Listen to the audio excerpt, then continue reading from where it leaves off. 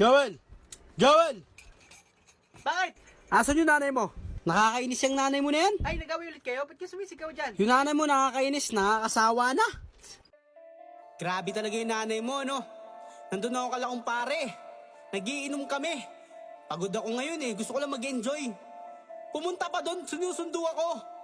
Ha, ang kulit talaga. Tatay on the beat. Sabihin mo sa nanay mo, break na kami. Kasi pag nagiinom ako, di mapakali.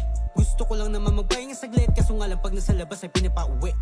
Nakakasawa na. Nagawa ko naman mga inuutos niya. Kaso nga lang talaga pag tinatopak na. Wala na akong magawa pag pumalagtus ta.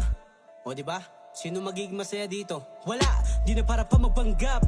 Binibigay ko naman lahat ng sahod. Pwede pa ba akong mag-swap ng asawa para di na rin ako mapagod? Kakadakdak ng kakadakdak sa akin. Kala mo kasi si Lebron, mas madalas niya pa akong sipain kaysa sa iniinom kong Red Horse Bars. Diba? Ganun